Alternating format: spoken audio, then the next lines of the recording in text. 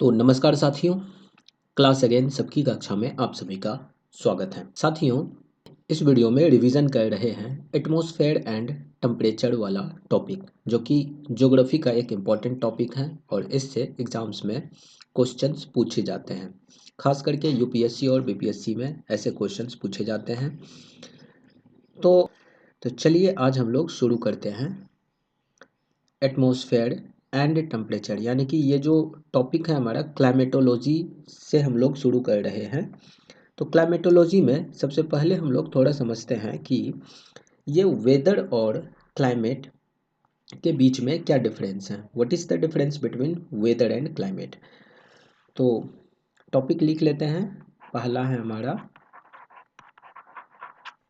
Weather and climate, इनके बीच में difference क्या है। तो क्लाइमेट जो होता है it is generally an average of 30 to 35 years and it could be above that as well, मतलब 50 साल तक का भी ये अंतराल हो सकता है। जबकि दूसरे तरफ ये जो वेदर होता है ये इंक्लूड करता है जैसे क्लाउडीनेस हुआ, सनशाइन हुआ, फिर विंड स्पीड, स्टॉर्म, ये सब इंक्लूड करता है। यानी कि डे टू डे एक्टिविटीज़ के जो ये फिनोमेना होता है, एटमॉस्फेरिक फिनोमेना। जबकि क्लाइमेट जो होता है वो मेनली हमारा मेजर करता है in terms of temperature, precipitation, humidity, pressure condition और अनुअल वेरिएशंस। वेदर का ज़्यादा इफेक्ट होता है on day to day life और हमारे डे टू डे एक्टिविटी के ऊपर, जबकि क्लाइमेट हम अफेक्ट करता है हमारे लाइफ स्टाइल को। जैसे कि किस तरह का बिल्डिंग बनेगा, कैसे एमिनिटीज़ होंगे, इकोनॉमिक एक्टिविटीज़ कैसा होगा, हमारे ईटिंग हैबिट्स क्या होगा, हमारा कल्चरल हैबिट्स क्या होगा, इन सबको अफेक्ट करता है क्लाइमेट। वेदर एक तरह से ये अफेक्ट करता है, ऐसे कहेंगे कि weather is affected by factors जैसे कि climatic change and global warming, और weather conditions become more severe due to frequency and intensity of severe weather phenomena. तो वेदर और क्लाइमेट के जो ये सब बेसिक डिफरेंसेस हैं, इन्हीं बेसिक डिफरेंसेस की वजह, जैसे कि देखो सिंपल शब्द में अगर कहें तो अभी जो हमारा एनवायरमेंटल कंडीशंस हैं, तो ये एनवायरमेंटल कंडीशंस हमारा वेदर कहलाएगा। जबकि लंबे ड्यूरेशंस में जो हमारा जो एटमॉस्फेरिक कंडीशंस होता है, इन एटमॉस्फेरिक कंडीशंस को हम लोग क्लाइमेट कहते हैं। तो वेदर और क्लाइमेट को हम लोग मेजर करते हैं कुछ एस्पेक्ट से, जैसे कि टेम्परेचर हुआ, प्रेशर हुआ, विंड्स, ह्यूमिडिटी, क्लाउड, प्रेसिपिटेशन, इन सभी को मिला करके हम लोग वेदर और क्लाइमेट को मेजर करते हैं। क्लाइमेट जनरली लॉन्ग टर्म में कंसीडर करा जाता है और वेदर हमारा शॉर्ट टर्म में कंसीडर करा जाता है। तो इस हिसाब से हम लोग अगर देखें तो हमारे पृथ्वी के ऊपर जो ये टेम्परेचर है और एटमॉस्फेयर है, इन दोनों का काफ़ी ज़्यादा इम्पोर्टेंट रोल हो जाता है कि यहाँ का वेदर कैसा होगा, यहाँ का क्लाइमेट कैसा होगा, इसको इम्पार्ट करने में इसका काफ़ी ज़्यादा इम्पोर्टेंट रोल है। आगे हम लोग अगर देखें तो जैसे वेदर और क्लाइमेट जो होते हैं तो इनके कुछ एलिमेंट्स हैं, some there are some elements of weather and climate. तो क्या क्या एलिमेंट हो सकते हैं, तो इनके एलिमेंट की अगर बात करें तो इनके एलिमेंट्स में हमारे पास आ जाता है जैसे कि टेम्परेचर हो गया, प्रेशर हो गया, विंड्स हो गया, फिर क्लाउड्स हो गया, प्रेसिपिटेशन हो गया, फिर विजिबिलिटी हो गया, सनशाइन और ह्यूमिडिटी। ये सभी एक तरह से कहेंगे कि वेदर और क्लाइमेट के हमारे एलिमेंट्स हैं। तो एक एक करके हम लोग इसको थोड़ा चर्चा करते हैं। जैसे ये टेम्परेचर है, तो वेदर और क्लाइमेट के जो ये एलिमेंट हैं टेम्परेचर, टेम्परेचर की अगर हम लोग बात करें तो हमारा जो अर्थ है, इस अर्थ के ऊपर हम लोग जानते हैं ये अर्थ हमारा जियोइड शेप का है, एकदम बीचों बीच गुजरता है हमारा इक्वेटर जो कि 0 डिग्री लैटिट्यूड है। और ये हमारा हो गया tropic of cancer, this is tropic of capricorn, इसी के नीचे यहाँ एंटार्क्टिक सर्कल, ऊपर में आर्टिक सर्कल, ये वाला हो गया north pole, and this is south pole. अगर हम लोग देखें तो ये हमारा अर्थ जो है ये नॉर्दर्न हेमिस्फेयर और सदर्न हेमिस्फेयर में बटा हुआ है। और ये जो 0 डिग्री लैटिट्यूड है यहाँ पे जो सन रेज हैं वो सन रेज डायरेक्टली आता है, यानी कि टेम्परेचर यहाँ पे ज़्यादा होता है। और जैसे जैसे हम लोग नॉर्थ पोल या साउथ पोल की तरफ जाते हैं तो ये सनसाइन जो है सनसाइन वो डिफरेंट अमाउंट में होता है, यानी कि सनलाइट जो ये इंसोलेशन रिसीव करता है वो डिफरेंट अमाउंट में होता है, जिस वजह से यहाँ जो टेम्परेचर है उसमें वेरिएशन देखने को मिलता है। ये टेम्परेचर हमारा एक तरह से क्या बोलेंगे कि it is the measure of heat content in the body. It is measured in degree Celsius, degree Celsius या डिग्री फ़ारेनहाइट या केल्विन, इन सभी टर्म्स में हम लोग इनको मेज़र कर सकते हैं। एक फार्मूला भी है अगर आप सभी लोगों को याद होगा तो, जैसे कि डिग्री फ़ारेनहाइट और सेल्सियस के बीच में अगर कन्वर्जन है तो 9/5 डिग्री सेल्सियस प्लस 32 कर लो, इससे हमारा ये कन्वर्जन हो जाता है। तो ये सिंपल सी बातें हैं। बीपीएससी वगैरह सब में इसके ऊपर क्वेश्चंस पूछे गए हैं पहले। अगर हम लोग टेम्परेचर के इम्पोर्टेंस को देखें तो टेम्परेचर डिसाइड करता है what type of plants and vegetation will be there. किस तरह का प्लांट्स होगा, किस तरह का वेजिटेशन होगा, इसको ये डिसाइड करता है टेम्परेचर। मतलब ये बहुत ही इम्पोर्टेंट एलिमेंट है हमारे एनवायरनमेंट का। ये अफेक्ट करता है moisture carrying capacity of the air directly. फिर ये अफेक्ट करता है रेट ऑफ इवापोरेशन क्या होगा, condition with this is related and concept of stability instability of the atmosphere, सब कुछ ये टेम्परेचर के ऊपर डिपेंड करता है। फॉर एग्जांपल समझाते हैं कि मान लेते हैं कि ये लैंड एरिया है, सनशाइन हुई तो यहाँ का टेम्परेचर इंक्रीज हुआ, और टेम्परेचर इंक्रीज होगा तो इसके ऊपर जो एयर है वो एयर गर्म होगा, यानी कि हल्का होगा। हल्का होने के वजह से यहाँ पे लो प्रेशर क्रिएट होगा, लो प्रेशर यहाँ पे इंक्रीज हो जाएगा। लो प्रेशर इंक्रीज होगा तो टेम्परेचर ने यहाँ के एयर को क्या किया था, हीट किया था। हीट करने के वजह से ये एयर लाइट हो जाता है और ऊपर की तरफ जाने लगता है, यानी कि ये अपर एटमॉस्फेयर में जाने लगता है। तो इस वजह से यहाँ पे लो प्रेशर क्रिएट होगा टेम्परेचर अधिक होने की वजह से, whereas in the residing area यहाँ पे हाई प्रेशर होगा। तो एक तरह से हाई प्रेशर लो प्रेशर वाला जोन बन जाता है, और हाई प्रेशर से फिर लो प्रेशर की तरफ ये एयर का फ्लो होना शुरू हो जाता है। तो देखो किस प्रकार से टेम्परेचर ने अफेक्ट किया एक जगह के वेदर कंडीशन को। उसी प्रकार से hot air condition leads to convection and leads to unstable region. तो ये हाई प्रेशर से लो प्रेशर की तरफ जब एयर जाएगा तो एक तरह से ये अनस्टेबल कंडीशंस को क्रिएट करेगा। सिमिलरली इस तरह के फिनोमेना होते रहते हैं हमारे एटमॉस्फेयर में, और इन्हीं फिनोमेनाज के वजह से हमारे एटमॉस्फेयर के इन्हीं फिनोमेनाज की वजह से हमारे एटमॉस्फेयर में हमारे एनवायरनमेंट में different weather and climatic conditions देखने को मिलता है। एक टर्म है relative humidity. Relative humidity should be inversely proportional to temperature.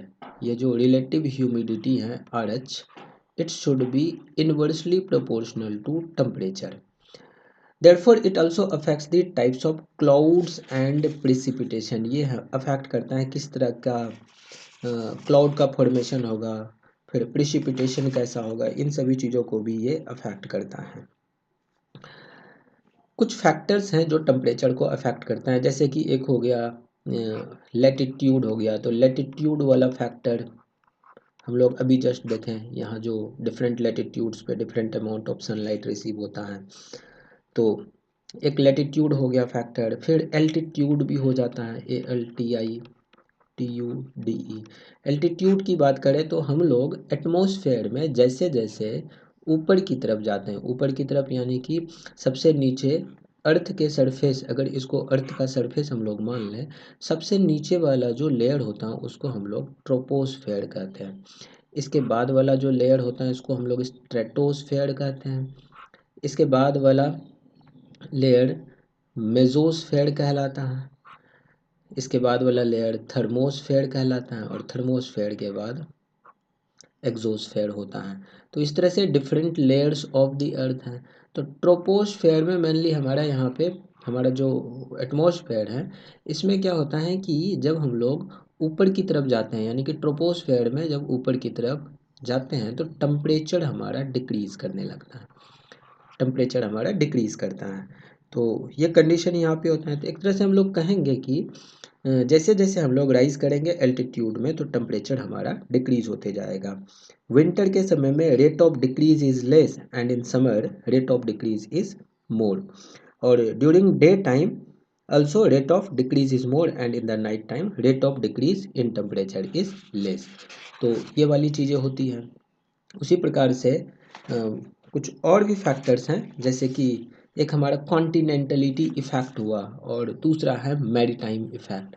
तो एक हो गया कॉन्टिनेंटलिटी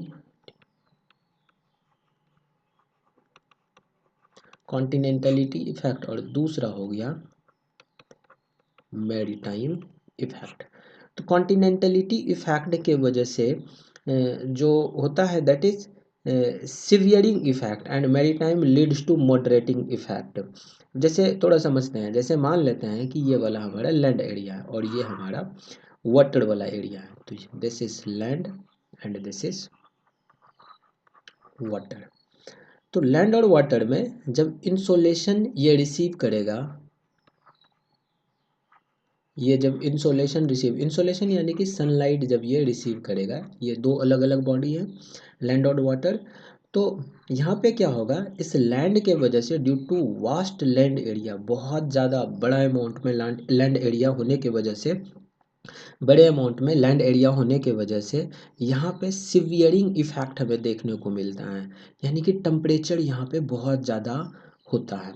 land will be more heated than water because जो वाटर होता है, वाटर का स्पेसिफिक हीट ज़्यादा होता है और लैंड का स्पेसिफिक हीट कम होता है। तो to increase temperature by 1 degree water requires more heat than the land. इसीलिए हम लोग ऐसा कहेंगे कि स्पेसिफिक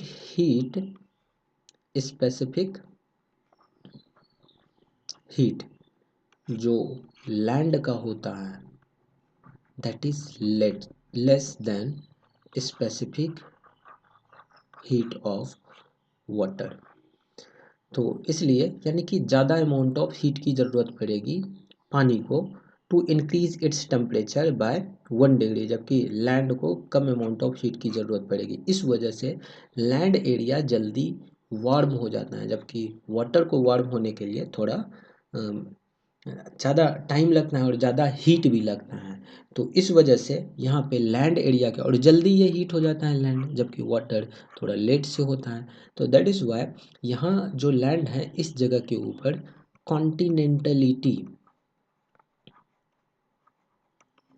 कॉन्टिनेंटलिटी इफेक्ट ज़्यादा होता है, जबकि वाटर वाला एरिया जो होता है यानी कि मरीन एरिया यानी ओशियंस वाले जो एरिया होते हैं वहाँ पे मैरीटाइम इफेक्ट होता है, मैरीटाइम इफेक्ट।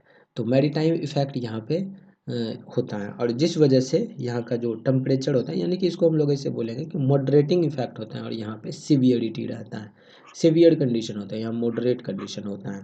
तो this is the difference between continentality and maritime effect. उसी प्रकार से हमारे पास है एक और factor, that factor is ocean current. Ocean current ये फैक्टर भी काफ़ी इम्पोर्टेंट हैं और इम्पोर्टेंट मतलब ये फैक्टर भी काफ़ी इम्पोर्टेंट हैं जो कि अफेक्ट करता है किसी भी जगह के जो टेम्परेचर है उसको ये अफेक्ट करता है। तो this is also the factor that is affecting the temperature. तो किस हिसाब से ये ओशियन करंट अफेक्ट करते हैं एक जगह के टेम्परेचर को। अब जैसे कि देखो कि स्लो स्टडी और constant unidirectional flow of water जो होते हैं ओवर अ लार्ज डिस्टेंस, उसको हम लोग ओशियन करंट कहते हैं। ठीक है, क्या बोले, मैंने बोला कि स्लो स्टीडी और constant unidirectional flow of water over large distances in the ocean, उसको हम लोग ओशियन करंट कहेंगे। तो देखो ओशियन करंट में हमारा टेम्परेचर के वजह से दो तरह का ओशियन करंट हो सकता है, एक वार्म वाला हो सकता है और दूसरा कोल्ड करंट हो सकता है। हम लोग जब ओशियनोग्राफिक वाले चैप्टर को करेंगे तो वहाँ वार्म ओशियनिक करंट और कोल्ड ओशियनिक करंट को देखेंगे कि किस एरिया में किस तरह के ओशियनिक करंट फ्लो हो रहे हैं, तो इसको हम लोग बतौर देखेंगे। लेकिन अभी हम लोग थोड़ा समझने के लिए ये करते हैं कि जैसे जैसे मान लेते हैं कि ये अपना इंडिया है, इस तरफ अरबियन सी है और दूसरे तरफ बे ऑफ बंगाल है। एक तरफ अरबियन सी, दूसरी तरफ बे ऑफ बंगाल। और इसी के जस्ट नीचे हम लोग यहाँ पे देखते हैं कि ये हमारा 0 डिग्री लैटिट्यूड है, यानी कि इक्वेटर है। तो होता क्या है कि इस तरफ से ये वार्म करंट आता है। ये जो हॉट रीजन है, यहाँ जो हॉट रीजन है, तो हॉट रीजन से क्या होता है कि वार्म करंट आता है। और जब ये वार्म करंट आता है, तो वार्म करंट आने के वजह से ये जो आसपास वाले रीजन है, यानी कि जैसे कि मान लेते हैं कि this is a place called A and this is a place called as B. इसको हम लोग बी प्लेस बोल देते हैं, ए प्लेस बोल देते हैं, ठीक है। अब देखो, ये हॉट रीजन से ये वाले कोल्डर रीजन में, मतलब ये रिलेटिव टर्म है, दिस इज कोल्डर रीजन। तो कोल्ड रीजन में हॉट रीजन से क्या गया, वार्म वाटर गया, यानी कि वार्म करंट गया। वार्म करंट गया तो इस वाले रीजन को ये वार्म कर देगा, यानी कि यहाँ पे वार्मिंग इफेक्ट होगा। इस ए पे क्या होगा, ए पे होगा वार्मिंग इफेक्ट। उसी प्रकार से मान लेते हैं कि इस वाले रीजन से इधर से कहीं कोल्ड करंट आया, कोल्ड करंट आया तो इस कोल्ड करंट के वजह से इस बी वाले जगह पे क्या होगा, इधर ये कोल्ड वाला एरिया है, ये वाला एरिया हमारा वार्म एरिया है। तो यहाँ से कोल्ड करंट आया तो यहाँ पे हमारा क्या हो जाएगा, कूलिंग इफेक्ट हो जाएगा। इस जगह पे क्या होगा, कूलिंग इफेक्ट होगा, तो ये ओशन करंट, इनका और भी रोल हम लोग देखेंगे जब मॉनसून वाला टॉपिक पढ़ने लगेंगे, तो उस जगह पे इनका काफ़ी ज़्यादा इम्पोर्टेंट रोल है, तो उसको देखेंगे। फिर एक आ जाता है हमारा एयर मास, एक और फैक्टर आ जाता है, that is air mass. Air mass की अगर बात करें तो एयर मास में भी हमारा दो तरह का एयर मासेस होता है, एक वार्म एयर मास और दूसरा कोल्ड एयर मास। तो वार्म एयर मास और कोल्ड एयर मास, जैसे एयर मास क्या होता है, एयर मास एक तरह से कहेंगे it is a big parcel of air, और temperature depends on the surface beneath the air of mass packet. मान लेते हैं कि ये हमारा, जैसे अभी देखे थे ना इस जगह पे, ये ऊपर में जो हमारा एयर पार्सल्स था, इन एयर पार्सल्स अब टेम्परेचर ये ज़्यादा रिसीव किया, टेम्परेचर किया तो यहाँ टेम्परेचर अधिक हुआ, तो एयर पैकेट्स को इन्होंने गर्म कर दिया, तो दिस इज़ वार्म एयर मास। जबकि एडजॉइनिंग एरिया में क्या था, हमारा कोल्ड एयर मास था, क्योंकि उनके नीचे का टेम्परेचर कोल्डर था। तो एयर मास अगर हमारा वार्म है तो it is built over the warmer area, और cold air mass is built over the colder area. तो वार्म एयर मास और कोल्ड एयर मास ये डिपेंड करता है हमारे नियर बाय रीजन कैसे हैं। नियर बाय रीजन अगर मान लेते हैं कि कोल्डर है तो, और तो इधर में हमारा वार्म एयर मास हो गया, नियर बाय रीजन अगर वार्म है तो उसके बगल में कोल्डर एयर मास हो गया। तो इस तरह से, तो नियर बाय रीजन अगर हमारा कोल्डर है तो वार्म एयर मास होगा, और अगर हॉटर है तो कोल्ड एयर मास होगा। मतलब जो नियर बाय रीजन है वो अगर हॉटर है तो वहाँ पे जो लोग होंगे they will feel cold, the air mass in the air mass is the cold air मास, तो वहाँ पे कूलिंग इफेक्ट होगा। और कोल्डर रीजन अगर हमारा नियर बाय रीजन होगा तो वहाँ पे लोग वार्म फील करेंगे, और एयर मास जो होगा वो वार्म एयर मास होगा, and the people will feel warming effect. तो warm air mass makes the region warmer and cold air mass makes the region colder। तो ये एयर मास वाला टॉपिक हो गया हमारा। फिर एक और फैक्टर है, उस फैक्टर में जैसे कि हमारा आ जाता है स्लोप हो गया, एस्पेक्ट हो गया, फिर शेल्टर हो गया, तो ये एक फैक्टर है, स्लोप, शेल्टर एंड आस्पेक्ट, ये एक फैक्टर हो गया। तो slopes might not be intensely heated because of the slanting surface. जैसे कि मान लेते हैं ये हमारा मॉन्टेनियस एरिया है। अब इस मॉन्टेनियस एरिया में हम लोग जानते हैं कि नॉर्दर्न हेमिस्फेयर में क्या होगा कि अगर ये अगर नॉर्थ है एंड दिस इज साउथ, तो नॉर्दर्न हेमिस्फेयर में क्या होता है कि सनलाइट जो है ये साउथ वाला सरफेस डायरेक्टली रिसीव करता है, साउथ वाला सरफेस डायरेक्टली रिसीव करेगा। तो ऑब्वियसली ये सदर्न सरफेस जो होगा इट विल बी वार्म, जबकि नॉर्दर्न वाला सरफेस हमारा कैसा होगा, इट विल बी कोल्ड।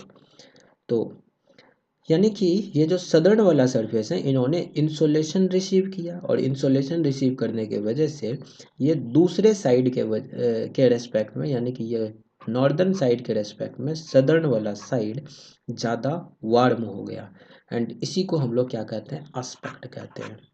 यही हमारा आस्पेक्ट कहलाता है, यानी कि one side of the mountains may be heated more than the other side and this is known as aspect. And दूसरा यहाँ एक टर्म लिए हैं शेल्टर। शेल्टर की बात करें तो जैसे कि शेल्टर क्या, जैसे घर वगैरह सब है या फिर छाँव जो होता है, वहाँ पे टेम्परेचर इज़ रिलेटिवली लेस। तो generally the atmospheric temperature is measured under the shelter not under the sun directly. तो ये हो गया। उसी प्रकार से जो नेचुरल वेजिटेशन है, स्लोप तो हम लोग ऑलरेडी चर्चा कर ही लिया, नॉर्दर्न और सदर्न स्लोप। तो ये हो गया। तो ये इधर हमारा फैक्टर्स था। उसी प्रकार से और भी फैक्टर्स हो सकते हैं। The factor might be, for example factors हो सकते हैं जैसे कि नेचुरल वेजिटेशन जो हैं उनका भी टेम्परेचर के ऊपर हमारा इफ़ेक्ट होता है, and it has moderating effect. Natural vegetation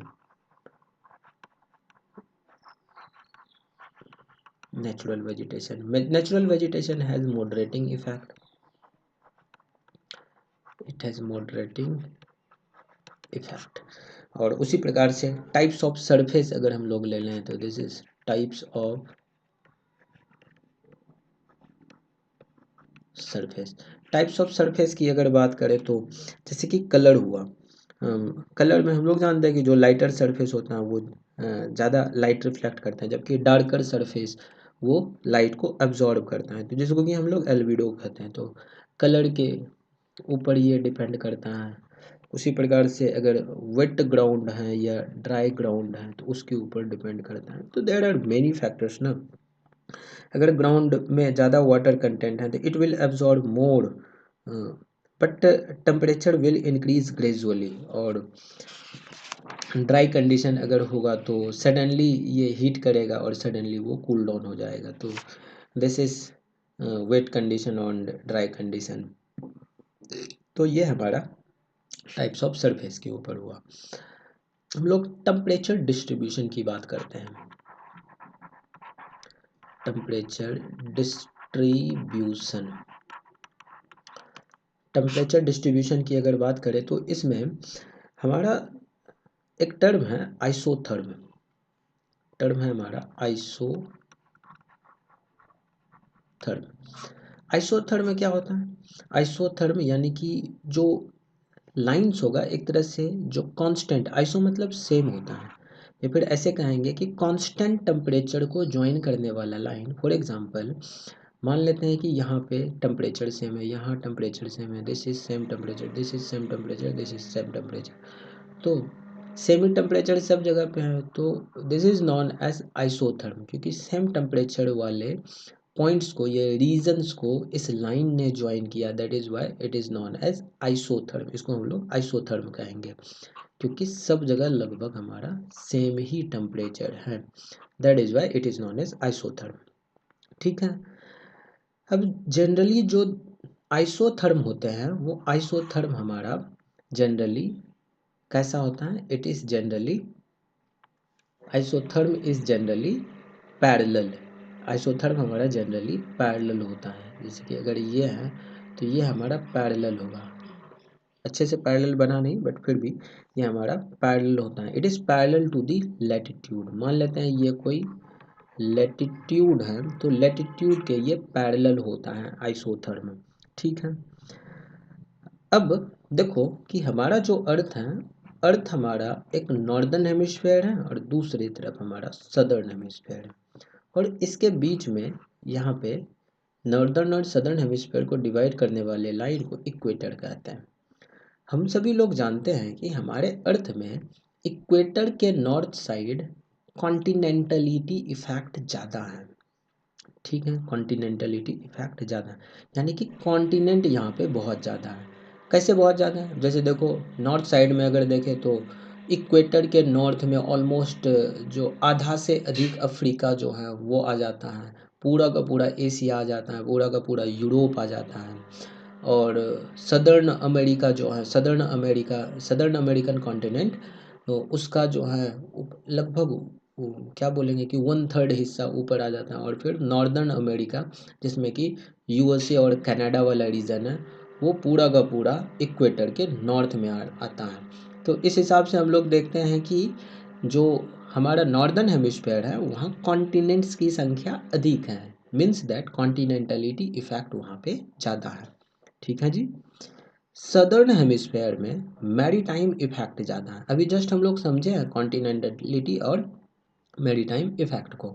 southern hemisphere में ओशियन वाला रीजन ज़्यादा है, जैसे कि इंडिया के अगर साउथ में देखें तो इंडिया के साउथ में थोड़ा नीचे जाएंगे तो वहाँ पे हमें इक्वेटर दिख जाता है, और इक्वेटर के एकदम बिल्कुल नीचे पूरा का पूरा समंदर वाला एरिया, इंडियन ओशियन वाला रीजन है।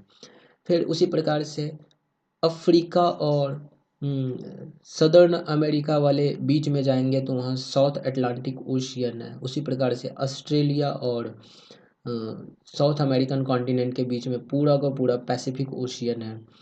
Means that we have larger amount of marine area, we have larger amount of oceanic area, और ओशियन एरिया लार्ज अमाउंट में होने की वजह से ये जो आइसोथर्म है वो डिफरेंट तरीके से बिहेव करता है। ठीक है, तो मान लेते हैं कि ये वाला हमारा कॉन्टिनेंट है। ठीक है, this is continent, this is ocean and this is ocean. अब देखो होता क्या है कि नॉर्दर्न हेमिस्फेयर में जब हम लोग ओशियन से कॉन्टिनेंट की तरफ मूव करेंगे समर के टाइम में, ठीक है, समर के टाइम में जब ओशियन से कॉन्टिनेंट की तरफ मूव करेंगे तो ये क्या होता है, जो आइसोथर्म है वो पोल की तरफ बेंड हो जाता है। तो इस तरह से ये बस सिंबॉलिक है रिप्रेजेंट करने के लिए। हम लोग जानते हैं कि ये नॉर्दर्न हेमिस्फीयर में ऊपर में ये पोल होगा, यानी कि नॉर्थ पोल होगा, और नीचे में यहाँ पे साउथ पोल होगा, अर्थ को अगर ऐसे गोल घेर ले तो। ठीक है, तो ओशियन से कॉन्टिनेंट में जाएंगे तो आइसोथर्म हमारा पोल की तरफ जाएगा। ठीक है, और कॉन्टिनेंट से ओशियन की तरफ आएंगे तो आइसोथर्म हमारा कहाँ जाएगा, इक्वेटर की तरफ बेंड होगा। तो एक तरह से हम लोग देख रहे हैं कि आइसोथर्म बेंड किधर हो रहा है, नॉर्दर्न हेमिस्फीयर में पोल की तरफ बेंड हो रहा है। Means that moving from ocean to the continent in summer the isotherm bends polewards, and moving from continents to ocean in summer the isotherm goes towards equatorwards. ठीक है जी, ये चीज़ समझ में आ गया। उसी प्रकार से सदर्न हेमिस्फेयर की बात करें तो सदर्न हेमिस्फेयर में भी सिमिलर फिनोमेना है। मान लेते हैं कि सदर्न हेमिस्फेयर में ये हमारा कोई लैंड एरिया है, जैसे ऑस्ट्रेलिया है ना, तो ये हमारा कॉन्टिनेंट है, this is ocean and this is ocean. ठीक है, तो सदर्न हेमिस्फेयर में भी अगर हम लोग ओशियन से कॉन्टिनेंट की तरफ जाते हैं, ठीक है, ओशियन से कॉन्टिनेंट की तरफ जाते हैं, moving from ocean to continent in winter. जैसे अब देखो कि यहाँ जो हमारा नॉर्दर्न हेमिस्फीयर में अगर समर होगा तो सदर्न हेमिस्फीयर में क्या होगा, विंटर होगा। ठीक है, सदर्न हेमिस्फीयर में विंटर होगा। जैसे कि अभी हम लोग का जो समय चल रहा है अप्रैल, अभी अब 1 मई है आज, गर्मी तो एकदम प्रचंड है, गर्मी एकदम बढ़ गई है, और गर्मी बढ़ने की वजह से तो मतलब मई जून जुलाई सबका जो महीना होता है, मान लेते हैं इट इज़ जुलाई, क्योंकि जुलाई में बहुत ज़्यादा गर्मी होती है, और ये सदर्न हेमिस्फीयर में ये वाला जुलाई है। तो हमारा जो अर्थ है अर्थ में अभी हम लोग देख रहे हैं कि हम लोग नॉर्दर्न हेमिस्फेयर में, हम इंडिया में हैं, तो इंडिया में हमारा नॉर्दर्न हेमिस्फेयर सन की तरफ झुका हुआ है, जिस वजह से हमारे नॉर्दर्न हेमिस्फेयर में गर्मी है, जबकि सदर्न हेमिस्फेयर सन से दूर है, और इस वजह से सदर्न हेमिस्फेयर में क्या है, विंटर है। तो अभी विंटर का जो समय होगा सदर्न हेमिस्फेयर में, यानी कि ऑस्ट्रेलिया में अभी ठंड की का मौसम होगा, जबकि हमारे इंडिया में गर्मी है। तो तो विंटर के मंथ में जुलाई में अगर हम लोग देखें कहाँ पे, सदर्न हेमिस्फेयर में, तो ओशियन से कॉन्टिनेंट की तरफ हम लोग अगर मूव करते हैं तो आइसोथर्म में ये बेंड करेगा ओशियन की तरफ, यानी कि ओशियन से कॉन्टिनेंट की तरफ गए तो इस तरह से ये बेंड करेगा, और कॉन्टिनेंट से and from continent to ocean the isotherm bends poleward, ये पोल की तरफ ऐसे करके जाएगा। तो this is the bending of isotherm. तो ये हमारा आइसोथर्म हो गया। तो आई गेस सबको समझ में आ गया होगा आइसोथर्म वाला कंसेप्ट। ठीक है जी, आगे बढ़ते हैं टेम्परेचर रेंज के ऊपर। टेम्परेचर रेंज, टेम्परेचर रेंज की अगर बात करें तो टेम्परेचर रेंज वाले होता क्या है, it is the difference between maximum and minimum temperature of a place. कोई भी एक जगह है, उस जगह पे मैक्सिमम कितना टेम्परेचर है और उसी जगह पे मिनिमम कितना टेम्परेचर है। तो मैक्सिमम और मिनिमम टेम्परेचर के बीच का जो डिफरेंस है, this difference is range, that is known as temperature range. दो तरह का टेम्परेचर रेंज हो सकता है, it can be of two types, जैसे एक डायरनल हो सकता है, दूसरा एनुअल हो सकता है। तो मोस्टली जो ट्रॉपिकल डेजर्ट वाला एरिया है, ट्रॉपिकल डेजर्ट वाला ट्रॉपिकल डेजर्ट वाला एरिया, यहाँ पे जो टेम्परेचर रेंज होता है, डायरनल टेम्परेचर रेंज जो होता है, डायरनल डायरनल टेम्परेचर रेंज वो हमारा मैक्सिमम होता है। और जो इक्वेटोरियल रीजन है, temperature range in the equatorial region, यहाँ पे हमारा टेम्परेचर रेंज मिनिमम होता है, क्योंकि यहाँ पे ज़्यादा डिफरेंस देखने को नहीं मिलता है डायरनल टेम्परेचर में। जबकि अनुअल टेम्परेचर की अगर बात करें तो मैक्सिमम हमें अनुअल टेम्परेचर रेंज जो है वो यूरेशियन कॉन्टिनेंटल रीजन में देखने को मिलेगा, क्योंकि cool temperate Eurasian continental interior वाला जो रीजन है, वहाँ पे लगभग 60 डिग्री का टेम्परेचर रेंज देखने को मिलता है। And this variation is during winter and not during summer. तो विंटर के समय में यूरेशियन कॉन्टिनेंटल रीजन वाले हिस्से में हमें ज़्यादा टेम्परेचर रेंज देखने को मिलता है। ठीक है, और average months temperature of the coldest month and the average monthly temperature of the hottest month, उसको हम लोग एनुअल रेंज कहते हैं। तो एक डायरनल हो गया, दूसरा एनुअल हो गया। ठीक है, तो मैक्सिमम रेंज कितना है, maximum range is 60 degree Celsius, minimum range is between 20 degree south and 15 degree north. ये जो हमारा इक्वेटर है, इक्वेटर के 15 डिग्री नॉर्थ में और 20 डिग्री साउथ के बीच में हमें मिनिमम टेम्परेचर रेंज देखने को मिलता है। और इस लैटिट्यूड रीजन में annual range is only 3 degree Celsius, and this is the minimum annual range of any country और रीजन इन द वर्ल्ड।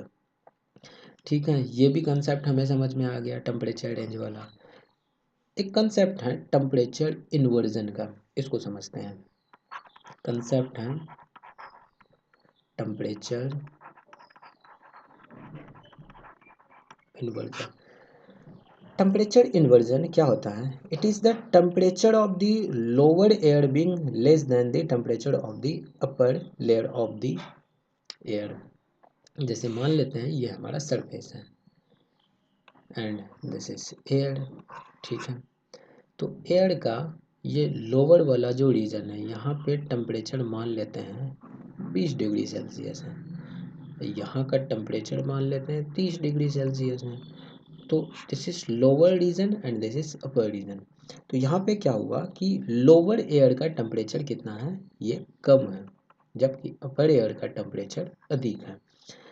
तो एक तरह से कहेंगे कि ये ट्रोपोस्फेयर में होता है और वर्टिकल एटमॉस्फेयर का ये एक फिनोमेना है। और जनरल केसेस में हमारा ट्रोपोस्फेयर में क्या होता है, ट्रोपोस्फेयर में अभी जस्ट थोड़ी देर पहले हम लोग देखें, जनरल कंडीशन में क्या होता है, नीचे का टेम्परेचर हमारा अधिक होता है और ऊपर जैसे जैसे जाते हैं ऊपर का टेम्परेचर हमारा कम होते जाता है। This is troposphere in general condition, general condition, ठीक है। लेकिन कभी कभी क्या होता है कि ये जो टेम्परेचर है ये टेम्परेचर इन्वर्स हो जाता है, यानी कि नीचे का टेम्परेचर लोअर एटमॉस्फेयर का टेम्परेचर लोअर हो जाता है और अपर एटमॉस्फेयर का टेम्परेचर हायर हो जाता है। तो इस कंडीशन का क्रिएट होना, इस फिनोमेना को होना टेम्परेचर इन्वर्जन कहा जाता है। इनिशियली टेम्परेचर इंक्रीज करता है विद इंक्रीज इन हाइट, ठीक है। After that the temperature starts falling again, तो that height in which the temperature has increase, जिस हाइट तक हमारा टेम्परेचर इंक्रीज हुआ है, तो we call that inversion of temperature has taken place up to that height, उस height तक हमारा टेम्परेचर इन्वर्जन हुआ है। तो ये टेम्परेचर इन्वर्जन वाला टॉपिक था। तो टेम्परेचर इन्वर्जन के लिए अब जैसे कि प्लेन एरिया है, तो प्लेन एरियाज में हमारा ये टेम्परेचर इन्वर्जन का कंडीशन थोड़ा अलग होगा, जबकि जो माउंटेनियस या वैली वाले रीजन होंगे वहाँ पे थोड़ा सा अलग होगा। थोड़ा सा इस कंडीशन को हम लोग देखते हैं। कंडीशन को अगर देखें तो प्लेन वाले एरिया में जो कंडीशन होगा, the condition is cold winter night. Condition क्या है, पहला कंडीशन है cold winter night. Cold winter night होगा हमारा, on cold winter night the ground starts radiating energy, क्योंकि ठंडी वाली रात है तो ठंडी वाली रात में क्या होगी कि जो ये ग्राउंड है ये ग्राउंड एनर्जी को रेडिएट करना शुरू कर देगा back into the atmosphere and this process will be very fast. तो क्लियर एटमॉस्फेयर होना चाहिए, clear atmosphere should not be cloudy. Plain area, एक तो कंडीशन कोल्ड विंटर नाइट होना चाहिए, दूसरा हमारा जो आसमान है क्लियर स्काई होना चाहिए, ठीक है। एटमॉस्फेयर क्लियर होना चाहिए, क्लाउडी नहीं होना चाहिए, ताकि जो रेडिएटिंग एनर्जी है, जो ग्राउंड से एनर्जी रेडिएट करेगा वो वापस रिफ्लेक्ट हो करके अर्थ के ऊपर ही ना आ जाए, अर्थ के ऊपर यानी कि अर्थ सरफेस के ऊपर ही ना आ जाए, या फिर जो ये रेडिएट करी energy from the ground it would be released back without trapping into the atmosphere, atmosphere में बिना ट्रैप हुए ये बाहर निकल जाए। तो because of the radiating effect the ground surface में बिकम कोल्ड, इसी रेडिएटिंग इफेक्ट के वजह से क्या होगा, ये जो ग्राउंड सरफेस है ये ग्राउंड सरफेस हमारा ठंडा हो जाता है, इट बिकम्स कोल्ड, ठीक है। And the air above it may be relatively warm, ground वाला सरफेस इधर कोल्ड हो गया और ये ऊपर वाला जो एयर है ये वाला थोड़ा वार्म हो गया। तो देखो नॉर्मल कंडीशन में क्या होता है, नीचे का सरफेस गर्म होता है ऊपर हमारा ठंडा होता है, but in this condition the temperature has inverted, temperature has inverted due to radiating effect. तो इस वजह से यहाँ पे हम लोग क्या बोलेंगे कि यहाँ पे हमारा टेम्परेचर इन्वर्जन हुआ है, ठीक है। तो as we move above the ground surface the air becomes warmer up to certain heights, तो इस तरह से यहाँ पे टेम्परेचर इन्वर्जन वाला फिनोमेना हुआ है उस हाइट तक। And after that certain height the temperature again starts decreasing, ठीक है। तो ऐसा नहीं है कि ट्रोपोस्फेयर में पूरा एकदम ट्रोपोस्फेयर में ऐसा फिनोमेना होगा, अप टू सर्टन हाइट ऐसा फिनोमेना होगा टेम्परेचर इन्वर्जन वाला, बट उसके बाद फिर कंडीशन जो जैसा है वैसा ही रहेगा। मतलब कि प्लेन एरिया में एक तो हमारा काम होना चाहिए, नो विंडी रीजन होना चाहिए,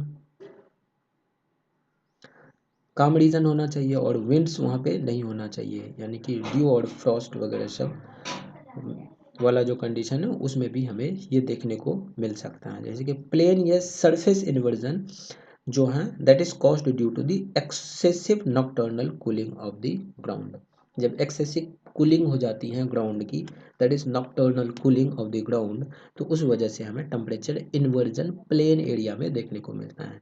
and that's it in the plain area जहाँ टेम्परेचर इन्वर्जन होता है। फिर उसके बाद हमारा दूसरा कंडीशन हो जाता है, दूसरा कंडीशन नहीं ये पहला केस था प्लेन वाला और दूसरा केस है हमारा वैली वाला। तो देखो वैली क्या होता है, इस तरह से ये हमारा माउंटेनियस एरिया है। माउंटेनियस एरियाज में देखो कंडीशन क्या है कि जब विंटर नाइट होता है, ठीक है, विंटर नाइट जब होता है तो विंटर नाइट में क्या होता है, या कोल्ड नाइट जब होता है तो cold air goes into the valley and the warm air from the valley rises up. तो हम लोग जानते हैं कि चूंकि देखो कंडीशन क्या है, कंडीशन विंटर नाइट है, विंटर नाइट में ये जो पीक्स होते हैं इस पीक्स पे यहाँ पे बर्फ जमे होते हैं या फिर स्नोफॉल हो रहा होता है, यहाँ पे स्नो होते हैं, तो this is snowy region. Snowy region है तो यहाँ पे ये कोल्ड है, दिस इज कोल्ड। तो होता क्या है कि ये जो कोल्ड एयर होते हैं वो हमारा भारी एयर होता है, यानी कि वो हैवी एयर होता है, तो वो सेटल डाउन करना शुरू करता है, तो वो नीचे वैली में आता है। और जो वार्म एयर है यहाँ पे, जो ये हमारा वार्म एयर है, ये वार्म एयर चूंकि लाइट होता है तो ये ऊपर की तरफ राइज करना शुरू कर देता है, ठीक है। तो स्नो स्नो कवर होने के वजह से ये जो एयर है वो हमारा ठंडा हो जाता है और वो नीचे की तरफ जाता है, जबकि ये इधर कोल्ड एयर आया, ये इधर कोल्ड एयर आया और वार्म एयर ऊपर की तरफ हमारा उठ गया, यानी कि वार्मर एयर राइजेज अप। तो इस वजह से अब यहाँ पे क्या होता है कि cold air goes into the valley and the warmer air from the valley rises up, और इस वजह से टेम्परेचर इन्वर्जन इस वैली में हो गया। कैसे हुआ देखो, ये जो हमारा वैली था अब इस जगह पे क्या हो गया, इस जगह पे कोल्ड विंटर नाइट में अब यहाँ पे ठंडा हो गया, कोल्ड एयर यहाँ पे है, जबकि ये ऊपर वाले रीजन में वार्म एयर है, ठीक है। तो नॉर्मल कंडीशन को देखो ये इन्वर्ट कर दिया, इन्वर्स कर दिया, तो जिस वजह से यहाँ पे हमारा टेम्परेचर इन्वर्जन देखने को मिलता है।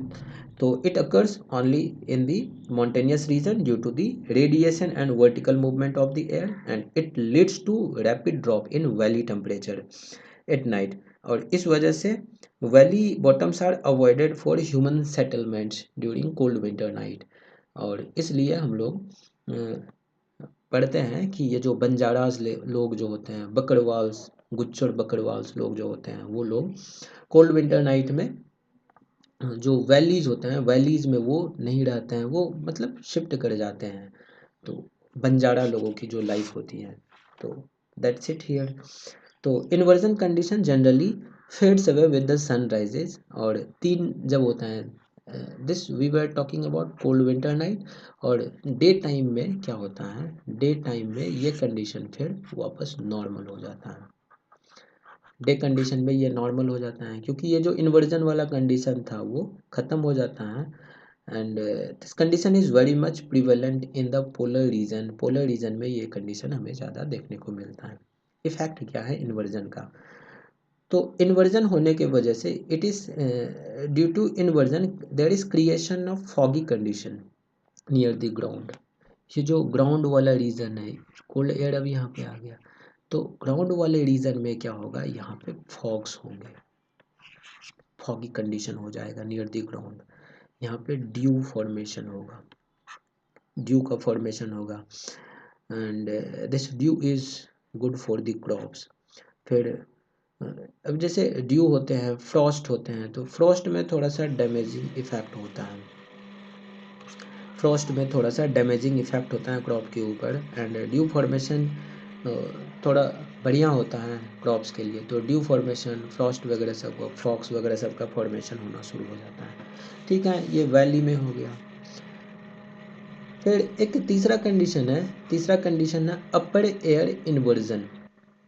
अपर एयर इन्वर्जन भी तो हो सकता है, हाँ बिल्कुल हो सकता है। अपर एयर इन्वर्जन, अपर एयर इन्वर्जन में अगर देखें तो इसमें एक हो जाता है जैसे थर्मल अपर एयर इन्वर्जन और दूसरा मैकेनिकल अपर एयर इन्वर्जन।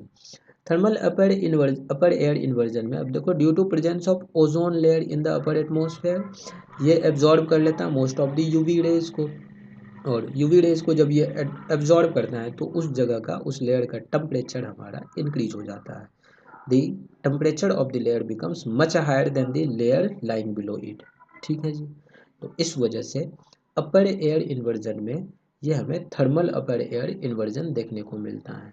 ठीक है, मेनली कहाँ पे, जो ट्रोपोपॉज होते हैं और स्ट्रेटोस्फेयर जहाँ से शुरू होता है, तो उस वाले रीजन में हमें थर्मल अपर एयर इन्वर्जन देखने को मिलता है। फिर एक है मैकेनिकल अपर एयर इन्वर्जन। ये कब होता है? ये होता है due to higher height in the atmosphere. जो हाइट है एटमॉस्फेयर में, हायर हाइट होने की वजह से, and due to subsidence of air turbulence and convective mechanism. जैसे कि देखो, जब वार्म एयर होता है तो वो सडनली ऊपर की तरफ राइज करना शुरू कर देता है above the layer of cold air, and also when the descending air cools down at the rate of 10 degree Celsius पर किलोमीटर। तो इस कंडीशन में हम लोग क्या देखते हैं कि कोल्ड एयर चूँकि भारी होता है तो वो cold air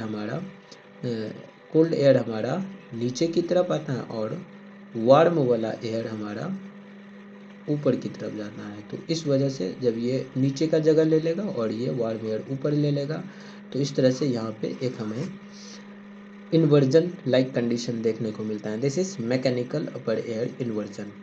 similarly frontal inversion या साइक्लोनिक इन्वर्जन भी हो सकता है। अब जैसे कि टेम्परेट वाले जोन जो होते हैं, उस जगह पे क्या होता है, ड्यू टू टेम्परेट साइक्लोन्स, जो कि फॉर्म होता है due to warm westerlies and cold polar winds in the northern hemisphere. तो warm air is given an upward push by the cold polar air and this it sits atop the mass of the cold air, और इस वजह से यहाँ पे temperature inversion होता है। This is frontal inversion. इसके बारे में हम लोग आगे और भी डिटेल में चर्चा करेंगे जब आएगा, तो अभी ये हमारा कंप्लीट टॉपिक नहीं है। तो that was the condition here.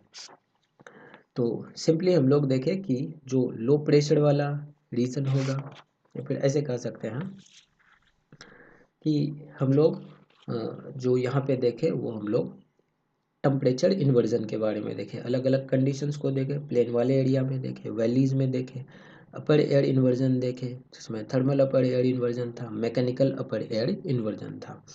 ठीक है, अब इसके बाद हमारा आ जाता है थोड़ा सा प्रेशर के ऊपर चर्चा करते हैं। चलो, वीडियो काफ़ी लंबा हो जाएगा, तो अगले वीडियो में हम लोग प्रेशर के ऊपर डिस्कस करेंगे।